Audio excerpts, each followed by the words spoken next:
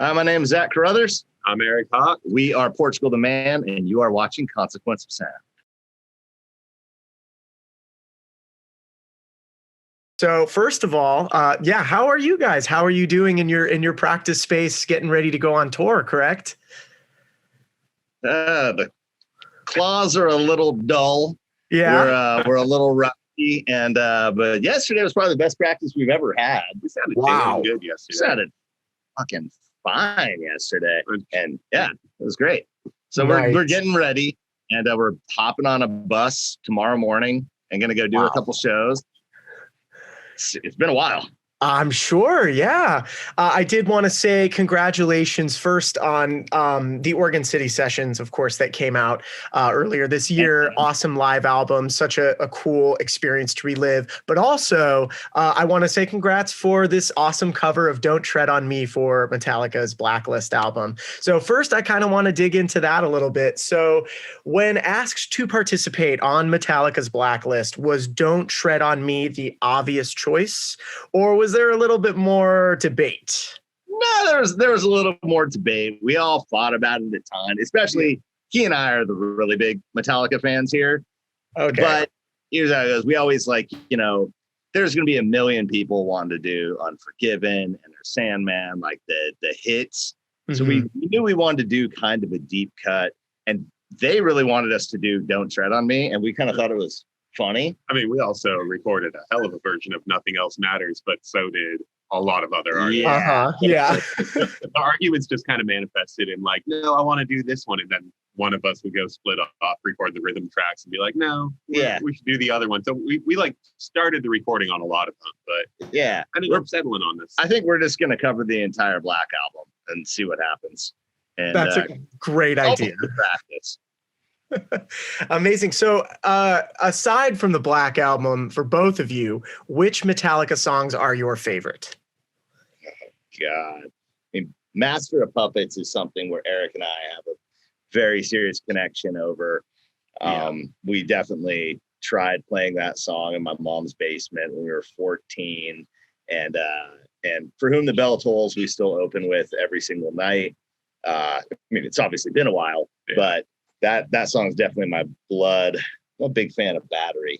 I love Battery. Creeping Death has four of the greatest riffs of all time in one song. Yeah. It's pretty awesome.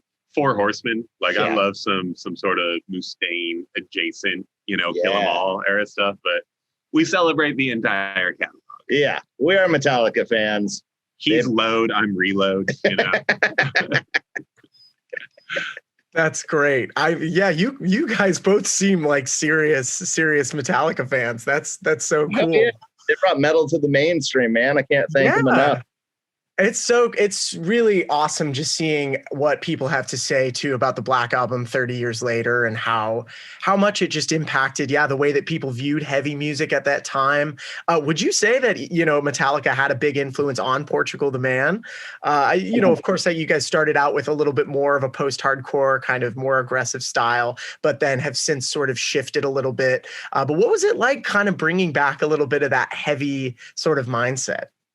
And thrash is kind of in our blood, and we didn't like a lot of things, we see things in hindsight. So looking back, and even just been talking about the Black Album, what it meant to us. Eric was telling a bunch of stories about the school bus and how it got passed around. People just bring battery powered boom boxes, and man, the Black Album. And we went to different schools, and I was like, oh, that was a thing. We were Black Album for 6 or 7 months in the winter, in the dark, in the cold, and it just made sense, man. We that warmed our little bellies for sure. Yeah, every song found its way onto the radio up there. It wasn't they weren't pushing the singles. It was just Metallica's got an album full of killer tracks. Didn't we have a Metallica Power Hour? Yeah. We totally did. Yeah, we had an hour of Metallica. Was that daily? That was on 106.5 K-Whale, and it was probably. I think it was daily. They had a daily Metallica Power Hour.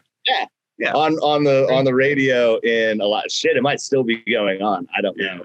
it could very well be. Someone from K-Whale get after us. Let us know. Since, it has been lockdown times, and of course with COVID and everything, what was the recording process like? Were you all kind of separated and sort of coming up with a mix together, or was it? We kind of got together. I mean, really, Eric pretty much did most of that track. Yeah. Like, we kind of produced it and came with ideas, but like, he's the metal guitarist. He does it better. Like, I love playing metal, but he just does it way better. So we're just like, hey, Eric, why don't you just like go to town, and then we'll kind of make it weird. And it was really fun. And our singer John's like a little shy behind the mic. So we got Red Fang. They're not shy behind the mic. And we all did kind of scratch tracks, which was so much fun, and learning the lyrics, which are not Soviet, because we grew up in Alaska. Yeah. And it was Soviet. Wow. 74. It's Soviet. We were just like, I was like, I always thought it was Soviet. Yeah. No, it's not. So we sang Soviet. Yeah, we sang Soviet in there. And but also we thought it was funny. We heard that whole story about how it scared off a mountain lion or a cougar. And so we just thought it was pretty good and pretty tongue in cheek for the kind of things that we do. Yeah, and we wanted to punk it up a little bit. We didn't want to fully turn the flag upside down. Like Nation is in crisis, but like we wanted to corrupt it a little bit. Yeah. So I love the idea that there's this Metallica song that opens with this Leonard Bernstein composition from West Side Story. Yeah. I love the idea of Papa Het being like, oh, I got something killer for this moment right here. But, like, we're music nerds. We're not really music geeks. We know a lot of music, but we don't always know how it works. Yeah. But we always kind of know the wrong notes. So we took that intro melody and we just wanted to make it worse. We wanted to make it a little bit more wrong, if that makes sense, but we didn't really know how. So it was kind of going note by note, being like, that's the wrong note, play that. That's the wrong note, play that. Yeah. It wasn't like, oh, we diminished it and made it Mixolydian harmonic minor. I don't know what any of that shit is. Nah. We made it a little weird, and then we did a couple of tempo changes, and honestly, we kept kind of throwing ideas at it, and we married them all together, and there you go. Song done.